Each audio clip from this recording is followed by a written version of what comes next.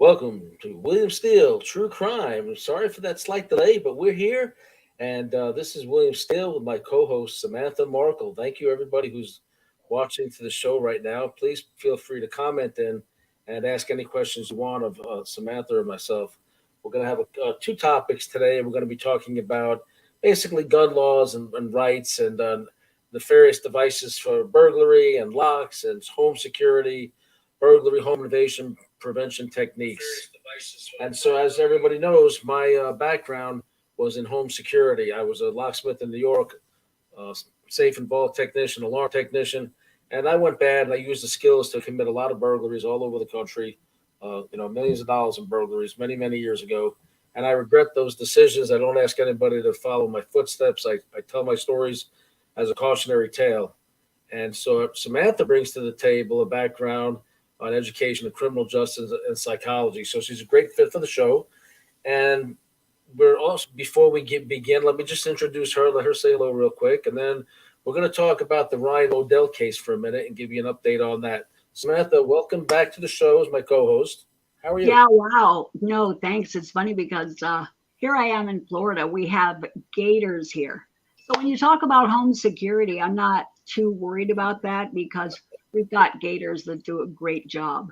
Uh, yeah, someone was talking to me about a photograph. There was a gator with like two sets of arms, two sets of legs. And so I was joking that in Florida, it's kind of a self-maintaining system. I don't even think we really need law enforcement. We've just got the gators. So, Right. yeah. Yeah, I lived down in Florida, and I would if I was doing something, especially around a golf course, I would be very conscious, that alligator might come out. Um, Years ago, I remember when the invasive lizards were coming around. What do they call the big ones now down there? This is probably the early '90s. I was in the backyard of a house where I shouldn't have been in Davie, Florida, and I heard something running, and I thought it was the homeowner running through the yard at me or the police or something. And I looked, and it was a gigantic iguana-looking lizard running through the yard. Scared the crap out of me. That's right. They fall out of the trees too. So, I would say any burglars out there, if you're in Florida, not only do you have to look out for gators, but you got to look up for iguanas. Right. Get Yep. you. Yep. So let's see. We have a couple of the fans joining in. We have Bruno Coppola, as always. Thank you, Bruno. Thank you for saying hello, dropping in. Ask any questions you want. I know you're in the real estate game. So was I. I used to sell houses and list them with Century 21 in New York. And because of that, I was able to kind of know what makes a realtor tick and get in to see houses posing as a buyer. And then I would come back and burglarize the houses because I would know the layout and basically the schedule of the pieces. So the places. So Bruno, I can give you some tips to help keep your the homes that you're listing and selling safe in New York. So then we have another fan here saying hello. And okay, so Les Scholl, Dr. Scholl, is saying hello, Les. We hope you had I know you fell and broke your hip, so our prayers for you and recovery. Um, so he's got a question for you on the screen. I don't know if you can read it. It looks like he's saying, Samantha, do you keep what does it say, an alligator? Yeah. A what? A gator for deterrence. An alligator for deterrence? Well, they're natural. They're indigenous to Florida. So, I don't even know how burglars would feel comfortable here because if you're creeping around, especially at night, some of these 13 footers lurk in the woods, they lurk under cars. It's kind of a treacherous way to go. Right. Okay. Producer, can I get help getting something off the screen here, please? Sure. I don't know what this is right here. There you go. It's the StreamYard, Doug. Oh, I put it up here somehow. okay. All right. So this is a work in progress. All right. So let's get on to the first topic. And so lately, Samantha and I covered a couple of interesting cases, and one is a heartbreaking case of a man that was killed, and this is Ryan Modell in Lee County, Florida. He was celebrating a new job and was graduation from school, moving back to family in Orlando to take this job. And the last night in Lee County at his condo, he had some friends at the poolside, and they had a few drinks. And when he went home, he went to get in apartment 102. Well, apartment 102 in the identical building was not his place at 1 or 2 o'clock in the morning. The homeowner, or not the owner, but the renter there, a guy named James Taylor, basically answered the door, with a gun and with his wife, and said, "Hey, you don't live here. Get away from my door," and ran him off. And in the process, Ryan's toe got injured. So Ryan went away. This was the end of the story. And then they called the police and said, "Hey, somebody tried to get into our place." And my understanding is his wife said to the police on 911, "We know he's a neighbor. He's drunk, but come check this out." The short story is this guy was told to stay in his house. He was locked safely with his wife in the house. Ryan was gone. 4 or 5 minutes later, he decides to exit the house and look all around the condo complex, so almost 100 yards away, sees Ryan on the floor hosing off his toe injury. And in the process of walking up on him, Ryan's got nothing more than a bathing suit on. That's all he has on. He stands up and he puts the laser sight on his face, evidently, according to his own admissions. And he ends up standing up with the hose and getting this guy, James Taylor, wet. And so James Taylor decides to kill him. And so he lawyered up and claimed stand your ground. Well, stand your ground if you pursue somebody, provoke somebody, there's certain, or re-engage them, there's certain criteria that has to be met in Florida for stand your ground. So everybody who looked at this, including the investigator, says premeditated first-degree murder because he was told to stay in the house. They knew who the guy was. There was no reason to pursue him and re-engage. Bottom line, we've interviewed his father, Sandy Modell, and there's a change.org petition, Justice for Ryan. We ask you to go there and please support Governor DeSantis moving this case because the prosecutor, Amira Fox, won't touch it. Samantha, what can you say about this? I speak to Sandy all the time now. He's a great guy.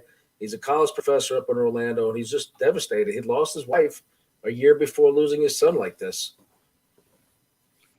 We've talked about this, and I've sent specifics of the case and the post to Governor DeSantis' rooms on Facebook, tweeted at him on Twitter, and I think it's really important that he look at this. Let's face it, he's wanting to run for president, and he's been out there positing aggressively that he's all about the rule of law, right, and that he doesn't want rogue prosecutors deciding what laws they think they want to prosecute. That the law is the law, and you have to apply the rule of law to the facts of the case. So it can't be ignored, and it's not up to a prosecutor, especially where detectives and all of the evidence says it's clear first-degree murder. I think there's enough evidence that it really needs his attention, and it needs to be, the venue can be changed. A lot of action can be taken, but I think, this is also up for consideration for prosecutorial misconduct, perhaps because there's no justifiable reason to ignore the rule of the law, to ignore the homicide of a promising young man who was not armed, who was not a threat. And stand your ground doesn't apply because let's face it, he went outside. The guy, Mr. Taylor, pursued him out of the house. So it's like, you can't chase someone down out of your domicile and then go, "Oh, well, I'm going to kill you, but I'm standing my ground." It doesn't fly. So that being said, I want to see justice for Sandy and for Ryan. That's right. Now, I'll let you know, I gazed off for a second because Sandy is actually sending me a text trying to see if he can put a comment in on this. And he says that we're hitting it right on point. He's very, very thankful for what we're saying right now. And he reminded me that the name of the change.org petition is Move the Case. Change.org petition, Move the Case -Ryan Modell. Move the Case -Ryan Modell. And tomorrow, he says, would have been Ryan's 40th birthday. So this man was killed, prime of his life. His father's devastated. And hopefully, Sandy, you can just type a comment in where it says add a comment, and then we'll put your comments up on the screen. But I don't see that yet. So anyway, he's online with us. We got you back. We'll keep covering this until we get some action. And whenever you get ready to put a comment in, we'll take a break from what we're doing and throw it up on the screen and circle back. So let's move into our first topic, unless you have something to add to that. You want to say something to him because he's watching right now. Are you talking to me or the listeners?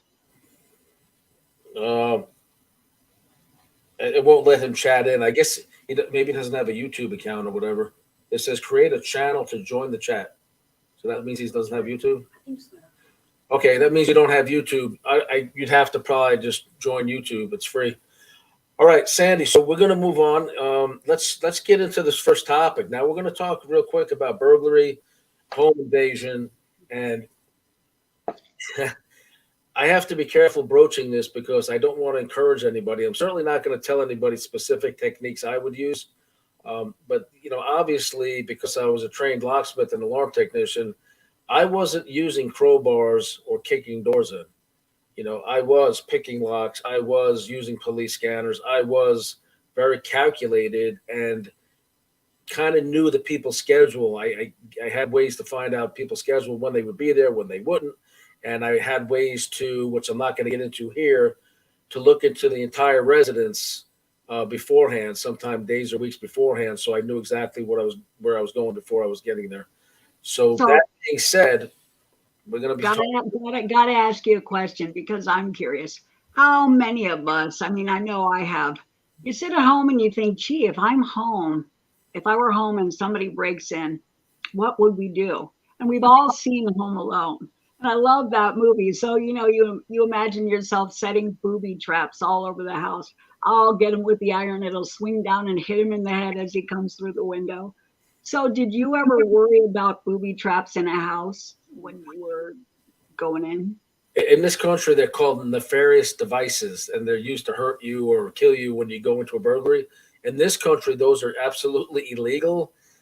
That doesn't mean some of these houses I went into, the homeowner would be respecting the law or really care about the law. Some of the places I burglarized belong to known drug dealers or marijuana grow houses. And so, yes, they would definitely be concerned about booby traps and fake walls and, things I had to watch out for. So, absolutely, I went in every time knowing that I could lose my life in an instant with a booby trap or somebody sleeping that I didn't know was there. Yeah, I think, all too often we get busy trying to secure our lives, secure our homes. And when we think about stuff like that, and we think about how or why booby trap laws might be illegal, you got to consider if you set a spring trap, if you set there was an old case about a shotgun that was on a spring trap. And, you can't, if it wasn't a burglar, or even if it was a burglar, if someone gets in your house and you shoot them because you've set a trap, you have no way of knowing if it's going to be a first responder. Right. It's going to be someone innocent who happens to come in, who maybe knocks on the wrong door. And so that being said, it's very dangerous. Check the laws in your state and don't booby trap your house. But there are ways that you can secure your home. So we're going to talk about some of those things. And the locks and the home security technology has changed a little bit. Bill, since you did this, I think you probably saw some of the new techniques that are really fascinating in terms of locks that you can install, more security for your doors, home alarm systems. So let's get into that. Right. Things have changed. I know in my day, and even today, there's a lock called Medico, which I, swear by. And today, when I have another house right now, I'm still getting on my feet post 18 years in prison for nonviolent crimes. I would still today use Medico locks. Medico locks have, angle cuts on the key, which makes it very difficult to pick because you not only have to lift each pin up to the proper shear line to turn the plug and open the lock, you also have to turn them at the left, right, or center angle. And then there's a sidebar you have to simultaneously depress sideways. So they were virtually unpickable in my day. I know they developed a very difficult to use lock pick for those locks, and they have all kinds of anti-drilling mechanisms in them where if you try to drill them, it'll tear up the drill bit. But so I swear by Medical locks. I know there are a lot of magnetic ones. You sent me some information on magnetic locks. There's also keypad locks. There's ways to override all these things. Some of the deterrents I found, even though you're not allowed, and we do not encourage nefarious devices that would hurt or kill somebody, there are psychological things you can do to deter burglary and home invasion. So some of those psychological things would be, for example, I would have I had a sign really small, and it was actually back in the day written on the back of a business card. It says something to the effect of, "If you're able to read this, you're too close." Number one, and number two, dear burglars, if you're thinking of coming in this house, I have something inside that guarantees you won't be coming out alive. It's Yeah. a psychological threat. It's not wasn't real, and so that's let me see. We have a comment here from Joe. Let me see his comment, Mary. Yes, I can't read this here. Can you help me get this up on the screen, please? So, yes, I would have signs like that up. I would also, so Jay Wills, so the spring secured guns are usually just for easy access, not booby traps. Usually people making the booby traps don't have a lot of visitors. End up killing your house guest. So, right. So we're looking. Hey, we have Adrian Martinez. Invest in yourself. Check out Adrian's True Crime podcast. Thank you for joining us, man. We appreciate you. You're on my first episode of Steal a Spotlight. So are you, Samantha. So that show is going to be airing real soon. But thanks for joining us. I like the psychological. I liked some of the things, like I'm trying to look at this from the perspective of a burglar who would break things, like break glass, kick in doors. You know, some of the things you can do is to reinforce your doors. You can put in the hinge side what they call door pins. You can buy them. They're at a locksmith or a hardware store, and they're little bolts basically that you screw in, 3 or 4 of them in the edge of the door. And so when the door closes, they catch into the door jamb. So now you have 4 more points to kick in addition to your deadbolt and your handle, which makes it a lot more difficult to cave these doors in. So hinge pins work. There's Fox police locks that work that have if you're, especially in a big city, they have a bar that goes down that has to be moved out of the way, which is kind of not for really luxury homes or anything like that, but they're more like inner city. A lot of drug dealers used to use these Fox police locks back in the day because they were so secure. It would slow the police down long enough so they can, dump all their dope into a bath of chemicals and they'd have no evidence. But some of the other deterrents, 3M and other companies make a thin film. It's like a hurricane-resistant film that's common in Florida, as a matter of fact.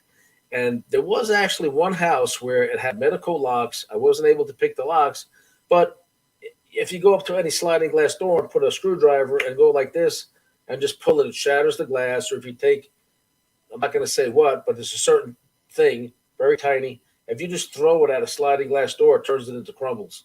And then you can reach in and unlock it and go in. Well, I tried all that with the sliding glass door and I couldn't get in. And I knew there was a big coin collection inside, several $100,000 in coins. And so I was basically with a little pry bar prying at the glass, and it shattered and it was staying in place and stayed in place. I'm like, what the hell is, and I realized it was that 3M film. So they had 2 dogs in there. The dogs were running scared of me. I spent 45 minutes trying to open up a big enough space to go in. I made a lot of money that day. But so that's some of the things I would suggest people use on all their windows is that hurricane film. What about other visible deterrents like yard signs, like knowing that most of those security companies also offer motion sensors for the doors, for the windows. So if anyone tries to tap your windows or they start fidgeting with the door, the alarms go off and right away that sends a signal to the alarm company and they can dispatch. So, I think that's pretty important too. A lot of people think alarms are so expensive. I can't afford that. On average, they're like $50 a month. So you get the dispatch, you get the motion sensors and everything to arm your whole and equip your whole house are a little bit more, but they work out payment plans with you. So you really can secure your home in a way that even experienced burglars don't want to mess with it because within 3 or 4 minutes of them being in the house looking for stuff, the alarms are going to be blaring. And I don't think, when I was asking you about deterrents, you don't want to be in a house with alarms going off. It's bad enough as it is. And so the alarm systems, I think, are a really good way to go.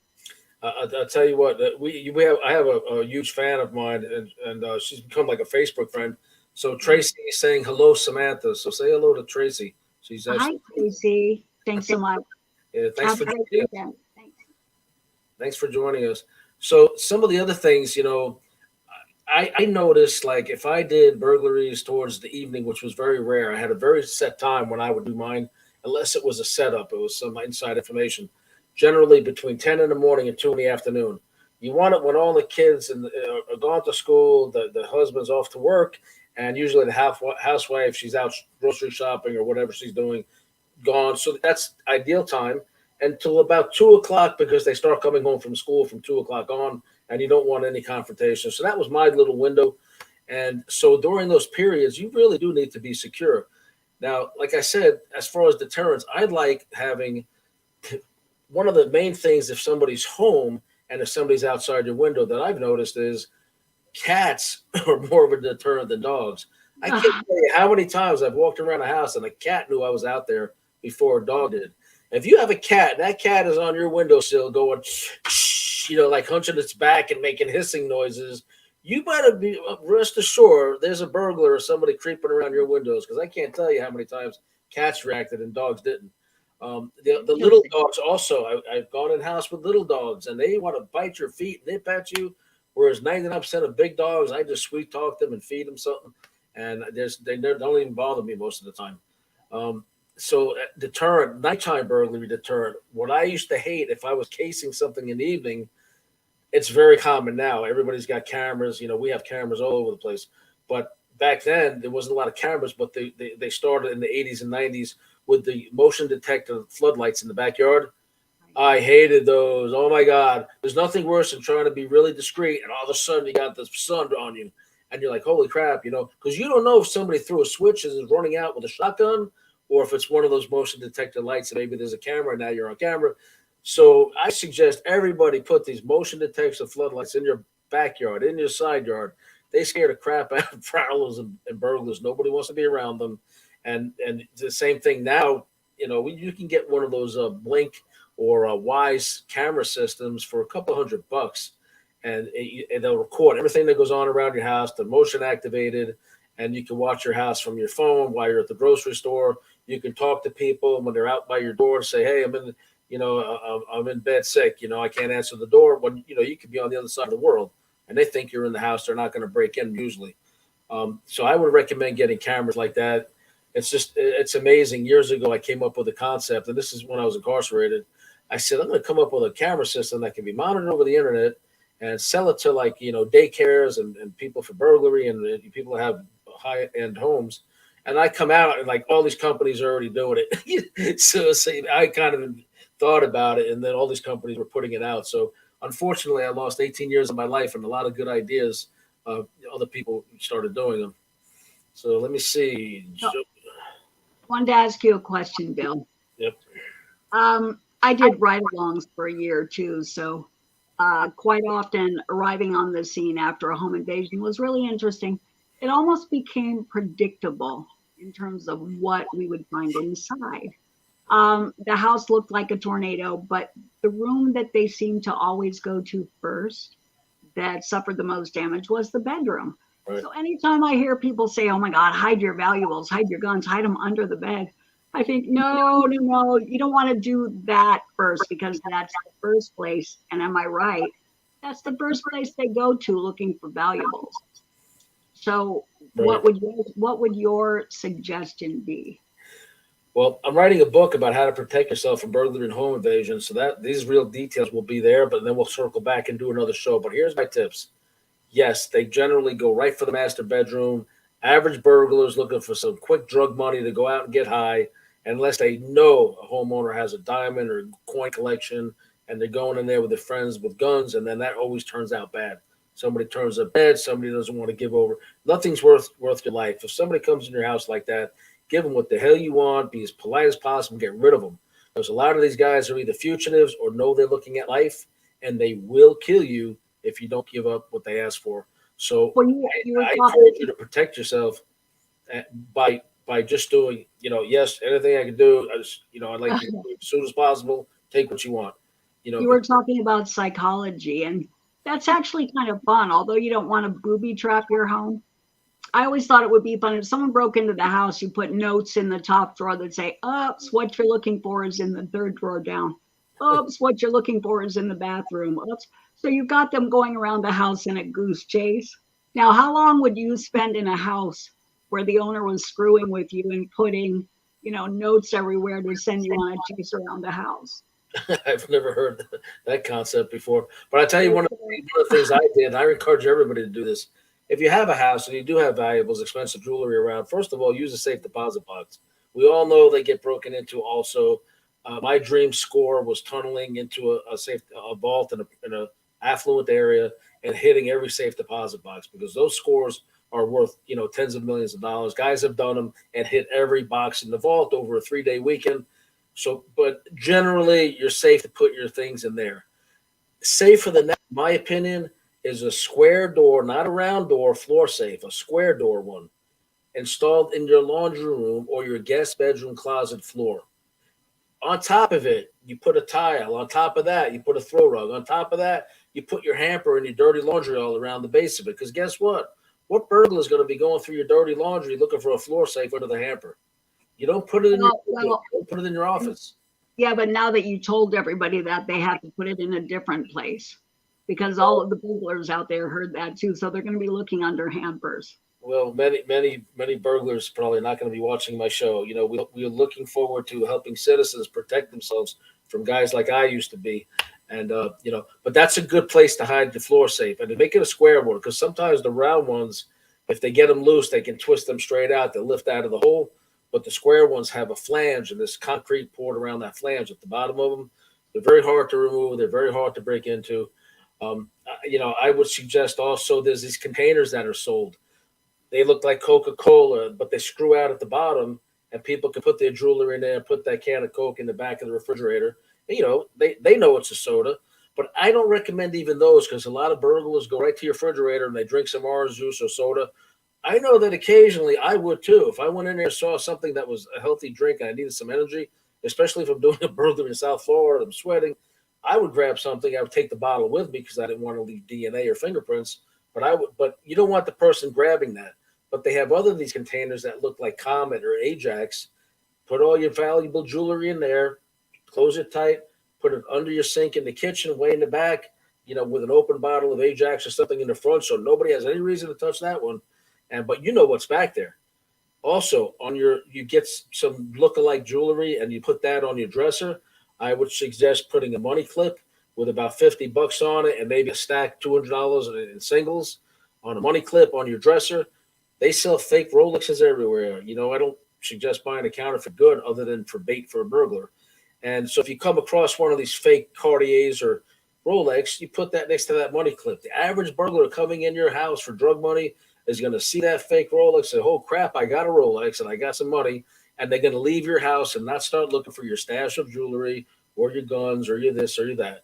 So I always leave out a little bit of bait, let them take the bait, and get the hell out of my house. If they make it in, my place is generally not going to make it in, especially now.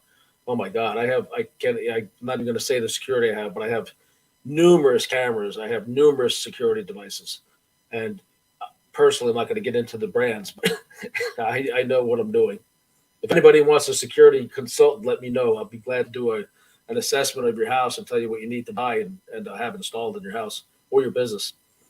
Yeah, I mean, that's a good idea too. I think you brought up some good points, and it's important to, if you're going to stage your house, like women, leave out the cubic zirconia, stage them, put them in a big heavy jewelry box that you can't walk off with. But more importantly, I would think you'd want to keep them in your house as long as possible, thinking they're getting the goods, so that, especially if you have an alarm and it's going off and they think they can get in and get out before police show up. I say keep them there as long as possible. Then the chance of apprehension is really good. So stage it, make them think they're getting the good stuff. Now, let me see. We got a comment on here. Jay Wells says it would be better to put up signs saying that you have security than announcing weapons. Car stickers in support of the Second Amendment actually encourage robbers to break into locked vehicles, which would make them think tend to think you have a weapon in that car. I'll get in and out and get this weapon before anything. You can see from cities that are out of control under, the Democrats, Democrat prosecutors and all that, where they're letting the violent people run free, that people are getting murdered and, open air, they're getting murdered right on camera, and they're ignoring cameras. They don't care. So you just really need to be careful, beware of your surroundings. Now, one of the things I suggest to people also, especially in Florida, there's a lot of plants, all over the country that have really sharp thorns on them. And I do suggest a gravel bed around your house, because gravel, when it's stepped on, makes noise. Burglars hate noise. So if somebody's at your house and steps on it, one, it's noisy, he's uncomfortable, he's nervous. Two, if you have a pet, an animal, a attack dog inside, that noise of gravel is what they get accustomed to looking for. If somebody's outside, they'll freak out. They'll know somebody's out there. So try to put about 3 feet of gravel all around your house, and whatever plants you decide to use, because if you use the wood chips and all that, it doesn't make noise. It absorbs noise. You want something noisy, crunchy, that if somebody's up near your house in the middle of the night, it's going to alert you or your pets, aside from your lights going off. But also the plants you choose, I would prefer very, very sharp, pointy plants. There's something in Florida, I forget what it's called now. It comes to a point with like a purple tip, like you touch it and you can almost bleed. The one that's like this? It looks like an aloe, but it's different. It's really treacherous. I used to hate those things. If I had to get one that was near a window and I was going around to see if somebody was home, I've got cut on those before. I've got hurt. I've got infections from those before. There's another one in Florida called bougainvillea. If you ever get cut by a bougainvillea plant, you'll know what I'm talking about. I escaped from prison, and I had the U.S. Marshals and everybody hunting for me, and I was in Daytona Beach, and I was hiding for 2 days in a ravine, and I didn't realize I was laying in bougainvillea near my legs. And when I got up, I had holes all through my legs, and they turned purple over a few days and everything else, because I had to lay in one spot, with these plants. But so there's different vegetation you could use. I guess in some places will be cactus and all that. That's a big deterrent. So all things considered, when we wonder about home invasions, I know a lot of people, I've heard people say most home intruders are not armed. And I would argue that. I mean, I believe that they were, because it's a really volatile time. It's really dangerous both for the intruder and for the homeowner or the resident. And so I was reading that on average, 61% of the home intruders are not armed. Number one, you can't assume that, right? But so my question is, when you went into homes, were you always armed? Did it matter? Did you know people who did it and who were not armed? And do burglars, this is a really stupid question, like we care what burglars feel. Do burglars, you think, feel more comfortable and safe if they are armed? I will tell you say the last sentence again. You broke up just a little bit. No, I was just asking, like, it's crazy to wonder, what burglars are more comfortable with. But do you think most burglars feel comfortable being armed, or does it matter to them? What the laws are today, if you're a convicted felon, a lot of states, especially Florida, if you go into a burglary armed, it's armed burglary, carries a life sentence in that state. I've done plenty of burglaries in Florida, and I paid a heavy price. But no, I didn't carry guns into a burglary. In my beginning years in the 80s or early 90s, I would have a gun nearby or in a vehicle in case some hero, I was never intending to hurt anybody. In my mind, it was more to hold them at bay. But it was a dangerous thing to bring in to begin with, because one time I got into a house, there was supposed to be nobody home, and I get into this, multi-million-dollar home in New York City, a place called Manhattan Beach, very beautiful area in Brooklyn. And I went in, not the way I was supposed to go, but I was a lot thinner in those days. It was a bathroom window. I went in, I went to the bathtub, and so I opened the door to the bathroom, and I have a police scanner on headphones, and I'm listening to the police on this side, and I'm listening to the house on this side, because it's only playing out of one side. And I go in, I didn't set off any alarms or anything, and the police are not coming. So I step into the house, I open the door quietly, and there was a sliding glass door all the way to my right going to a patio. But I noticed there was a dog bowl before I even went in. There was a dog bowl inside the door. and there was the old alarm foil that people used to use back in the day. They have foil on their windows, and so that has some scratches in it, which tells me there's a dog that tried to get out. When I used to install alarm foil on people's windows, you put a clear varnish on it to protect it from oxidation and from being scratched. And so those scratches on it, I said, okay, they have a dog. It's a small bowl, probably a small dog. I went down the hallway, and all of a sudden I hear clicking, like something on hard marbles, like marble floors. What it was is they had a Doberman Pinscher that was sleeping on the couch. So imagine me at 2:00 in the morning, and this dog went and confronted me in the hallway. At those days, I used something different. Years later, you don't need gloves. There's something else you can use, which I'm not going to say, that makes it so you can leave no fingerprints. But back in those days, it was the typical black leather glove of a burglar, the little light and all this stuff. So I had the gloves on. I had the police scanner. And now I'm confronted in the middle of the night in these people's house with a Doberman turned the corner from the living room. I'm in the hallway. I was trying to make my way to that kitchen door to take the stick out of the tracks, unlock the sliding door, and prepare my exit. Because when I went in, I always prepared an exit. This dog started snarling at me, creeping up slowly. The tail was like down like this, little stubby tail that the Dobermans have. Like it was possessed. And I was like, good boy, I love you, good boy, And I started just talking to it like, you sweet talking dog sometimes. I was like, good boy, oh yeah, you're great, yeah, it's just me, I love you, And I'm trying to make it to that sliding glass door and get the heck out of this house. But I remembered it's locked and it has a stick in the track, so I have to remove 3 things just to get out of this house. And I just kept creeping down the hallway, and at one stage it kept walking and growling the whole time, showing its teeth. Wasn't sure who the heck I was, if it wanted to really attack me. And at one stage, when I was going like this, good boy, kept going, it nipped at me. It went rah, and it bit the tip of the glove, went right through the tip, because I have smaller hands, and it went right through the glove. And I was like, oh, that was nice, good boy. And I'm like trying to maintain my cool, because if you run, it's all over with. And so I just kept maintaining. And then one swoop, when I got to that door, I reached down, I ripped that stick out, unlocked the 2 things with my other hand, grabbed the handle, slid it out, and I closed it behind me. I fell on the patio, like gasping for air. Like it's the only, I was so scared. And then the anger kicked in. I said, all right, I'm gonna get that dog. And I had a gun in the car, and cooler heads prevailed. I didn't go get the gun or hurt the dog or anything. I said, you know what? He let me live. Today he gets a pass. He let me live. He could have tore me up in that house, and for some reason he wasn't sure who the hell I was. It was a crazy experience.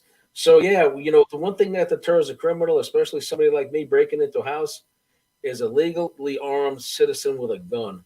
My biggest fear was breaking into a house where there's somebody sleeping with a gun. My biggest fear was, and I wasn't hitting a lot of middle class homes, blue collar homes. I was hitting mostly very affluent people and businesses. But who knows? You might have a nice house or a corrupt cop, or you might have a SWAT team member who just happens to be working the night shift and he's sleeping during the day, and he's got a gun right there. And my biggest fear was walking into a house in the middle of the day, and a cop who works night shift is sleeping, didn't bother answering the door, didn't bother coming to the door, but sure as hell is going to confront me, shoot me, arrest me or whatever.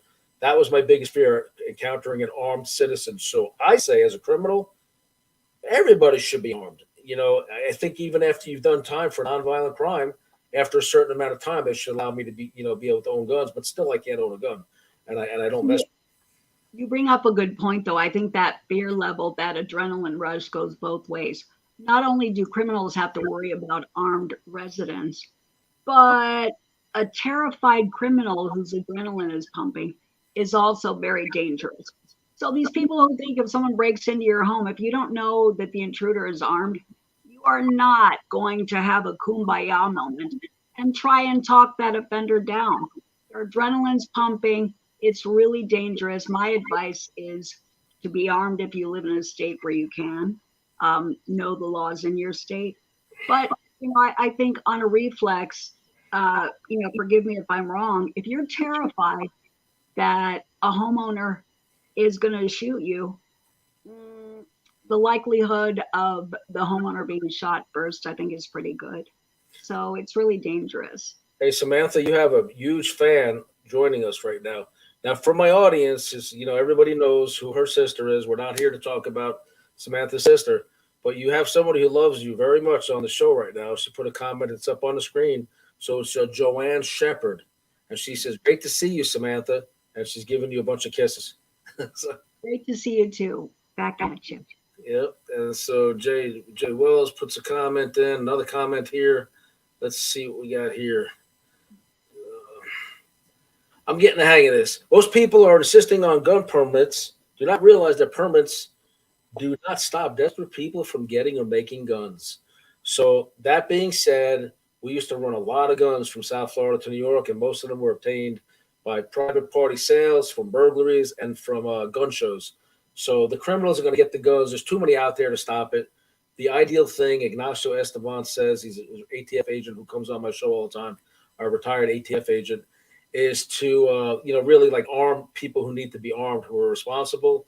Like, I do believe teachers who are willing to be armed and show a certain level of competency, because these people can stop a disaster from happening. We are filming in Indiana still, and there was an incident here in a mall where a guy started shooting up in the mall. I think he killed one or two people.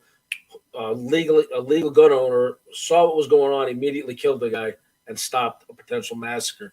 And there's been so many cases where they've been stopped in their tracks. So what are these people that want to take your guns or change the gun laws even further, crack down on this stuff? So I can't own a gun, but I absolutely support law-abiding citizens owning a gun, because you have crazed people that are going into schools, killing our children. I can't even imagine sending your kid to school and their gun. That's right. That's right. There's so many people on, the radical left who are out there screaming and spewing numbers. They read about a story in the news and they say, oh, X amount of people were killed this year by guns. But like you point out, we've seen cases that went viral on YouTube of an intruder who walked into a restaurant. There's a customer sitting right there who happens to be armed. So as soon as that intruder, that burglar, that criminal picks up a gun and aims it at anybody in the store, he's blown away right through the door by a customer who is armed. So I'd love to see someone do the numbers and do the math and really do a comparison of how many lives are saved by an armed citizen or an armed police officer on the site per year versus how many people are just, killed. They suppress those stories. They don't want them out in the mainstream media, because these politicians, lifelong politicians, like people like Pelosi and all these people who want to crack down or further take guns or restrict legal gun ownership, they have armed security. They have mansions in safe areas, generally safe areas, and alarm systems. The average citizen doesn't have any of that. I think it's a priority to spend money on that and then other things, your security, your safety, your family's safety. But these people have all the security up the yazoo, that they want to tell you and me how to protect ourselves. Wait a minute. Other than Pelosi, God bless her husband, he got attacked in his own house. But I think he just opened the door for some random person. And I don't even remember how that guy got in San Francisco. That just happened. He beat Pelosi's husband with a hammer. And we hope he's recovering well. We don't believe in your politics. We don't, but we certainly don't want any harm to come to your family. So Jay Wells says she's doing a Bible reference here from the Torah. So Cain used a rock to kill Abel, she said, and he was a zero. David killed Goliath with a rock, and he was a hero.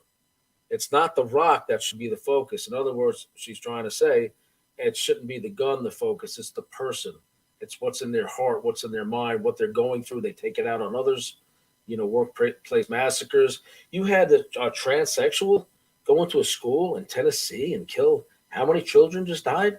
And the hero police went in and immediately eliminated this piece of crap, And we don't like to see anybody die, but this person needed to be neutralized immediately, and the brave officers at that time did it. Now, you notice they will not release that person's manifesto, and he, she, whatever he wanted to be identified as, put one up, and they won't tell you what it's all about. They also won't, to my knowledge, still have not released toxicology, which shows a lot of times there's a history when people are on a lot of hormones to change their sex, and they're told by the pharmaceuticals and doctors, you need an antidepressant, you need this, you need that. Well, read the small print. A lot of these serotonin uptake inhibitors, what do? If you look at small print on the this inserts and all that. What do they call it? Contraindications. A lot of them create suicidal and homicidal tendencies. So what the hell are they selling them to you for? If they create the conditions, you're going to try to alleviate. So these people have a chemical storm going on in their brains. They're being fed a bunch of nonsense that what they're doing is right. And now they have a chemical storm. So why doesn't the pharmaceuticals and everybody want you to know what this person was taking? It's not relevant. Well, I think it's very relevant. I think red laws can help prevent some of those crimes.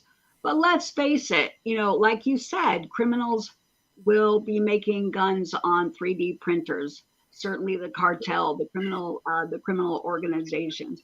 They will always get guns on the black market. And if you take guns away from responsible citizens, from homeowners, all you're doing is creating more victims. All you're doing is ensuring that the only ones who are armed are the criminals. That's just crazy. And we know, I don't know any criminal, God, if you're out there, please send a message on the screen, who would willingly give up an AR. If there's a buyback, criminals are not the ones selling them back. They're not the ones turning them in.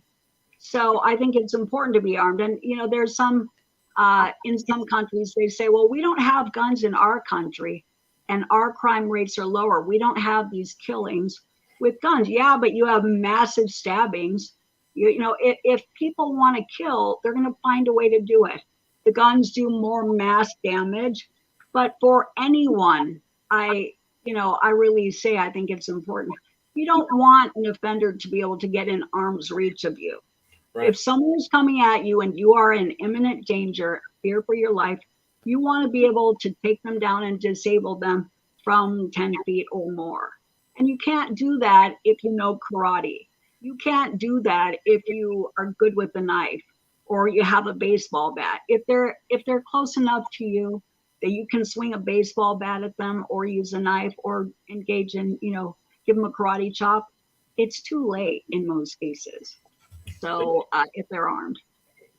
Yeah, exactly. I spoke to Sandy Modell, Professor Modell earlier, and he said the one thing he really wanted to get across is he is absolutely not against First Amendment, NRA, and the right to citizens to legally own guns. What he's against, and he wants to make that clear, Democrat or Republican, he's against murder. He's against people getting away with murder. He's against illegal killing, which was what happened, in his opinion and ours, from our discussions, happened in the case of his son, Ryan Modell. Please visit change.org, move the case, Ryan Modell, Justice for Ryan. And we want the Governor DeSantis to act. He's acting like he's tough on crime, but if you look at this case, you're going to be like, what? Is this man a hypocrite? I mean, come on, he's a Republican. Republicans are supposed to be tough on crime. They put me in prison for a long time for nonviolent crimes. For nonviolent crimes, I did 18 years. You can't put a killer in prison for premeditated first-degree murder and let them get away with awarding him. They awarded him stand your ground. That requires a hearing. He didn't even have a hearing. He didn't have a grand jury. He had nothing. Even the investigators on the case said, it's not stand your ground. NRA members said, it's not stand your ground. Why the governor is not doing something about this case and is allowing this man to remain free in Palm Beach County, roaming the streets. We hear that he drinks. We hear that, there's other issues. Why is this man allowed to roam free? God forbid, what if this man kills again? That's going to be a Amira Fox that's going to be on Governor DeSantis. Let's also look at the fact that our governor, and I think it's important legislation. I'm glad that there's going to be a permitless carry in effect after July. But when you have people running the streets and the neighborhoods like, the man who killed Sandy Modell's son, red flag laws don't always catch those people. Right. Now, of course, he's on radar because of what happened, but it doesn't catch everybody. So, I think for someone like that, had he gone out to the swimming pool with the idea that the probability is that Ryan would be armed, and criminals know that the chances are the average citizen is going to be armed, I do believe they would think twice. I do believe it's a deterrent and it will be life-saving. So it's really sad how that happened. Absolutely. Governor DeSantis needs to look at it, and maybe Florida will be a safer state if we've got the permitless carry and he considers homicides like the Medell case, and he considers red flag laws, and we take it more seriously. Absolutely. You know, it's said that that because Sandy Modell hired Markle Mara and then Ben Crump, two very prominent attorneys who happen to be Democrats, and there's Republican and the prosecutor Amir Fox and Republican Governor DeSantis, that it was indicated to him, had you hired a Republican attorney to press this case, you know, probably your son's killer would have been prosecuted. How disgusting is that to get that kind of feedback and message? We have a quote on the screen here, a quick statement from Dr. Scholl, who we know, Leslie Scholl. He was an emergency room physician for 18 years. He was a doctor for, I don't know, probably close to 20 years.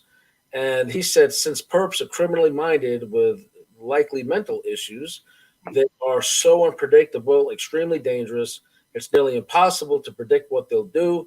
So being armed is the best defense. So there's comments up on the screen. Thank you for that. He's explained to me some of the things he's seen in the emergency room over the years, just horrendous things that, you know, breaks his heart, you know, really haunt him to this day. There's a lot of horror that these doctors and the police are exposed to.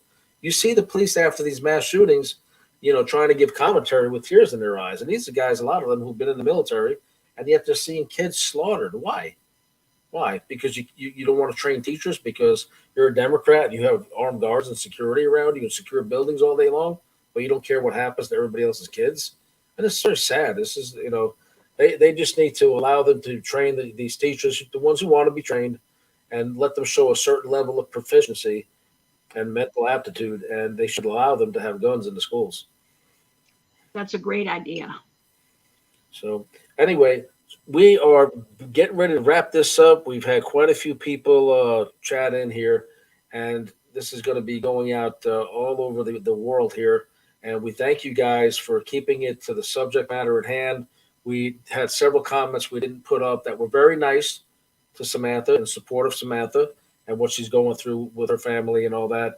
And they're aware, you know, that there's new litigation going on. And I've made it clear to my viewers, we're not here to discuss that at the moment. But, you know, some people are offering prayers and all that. But we kept a lot of the comments off the screen. Thank you so much again for joining us. Please hit like and subscribe, guys. I have just reached the point where YouTube's going to allow me to monetize this channel. And so I need you to hit the like and subscribe. If you're new here, hit subscribe. Check out my books. I have 2 books for sale. One is about the wealthiest serial killer in American history, Robert Durst. The other one is about Ghislaine Maxwell. And I unfortunately knew both of these people years ago. Just everybody says to me, how do you meet such interesting people and sometimes some dangerous people? And how the heck did you meet Samantha Markle, you know, Samantha Markle of all people? That's another story. My dear friend and mentor, Peter Tickton, is one of the attorneys involved with her, and he's a gentleman. And so we all know the same people. We all think the same way. And I know she's been maligned, and we're here to have her back and help her tell her stories, you know, and she's helping me, you know, build my profile. I'm grateful for that. We had a great show. I love having you on, and we can do these shows anytime you're ready to come on as my guest host. You're wonderful. Everybody says hello. You know, I'm launching Steal the Spotlight. Now, Steal the Spotlight's my new TV show. We had to rejigger a few things, and we edited you in a quick clip in the first episode, which is going to air, I'm hoping, in about a week and a half. So you're going to be in that, and then probably a couple of episodes going forward. And then if you ever want to come to the studio, you can do it live, or we can have you on this way. But so there's that.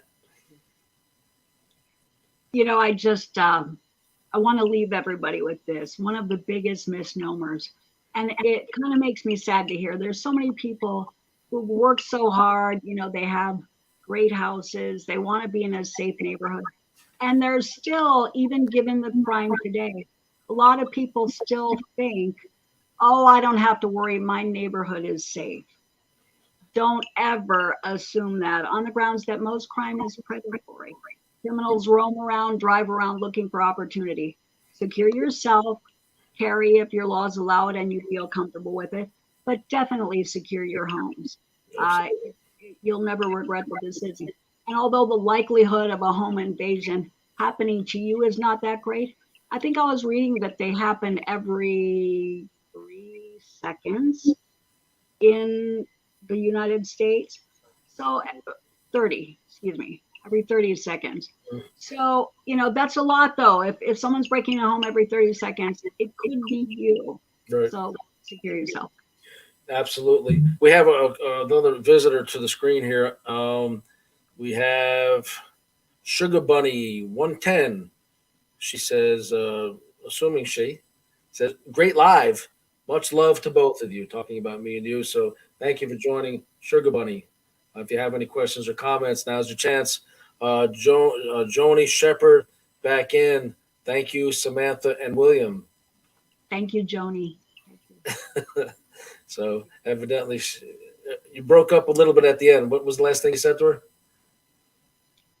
I said, thank you, Joni. Thank you so much. Yeah, people are being very, very kind, and I appreciate that. I try to keep a very clean show, inspirational. I'm about trying to help people and use my past poor choices and my incarceration to help people. I just spoke to a criminal justice class the other day, as a matter of fact.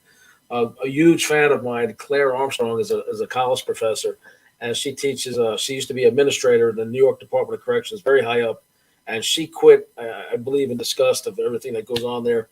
And so now she's a professor teaching criminal justice, serial killer classes, and something else related to that, the criminal justice. And so she wants me to be a regular speaking to her students. I've received offers from churches.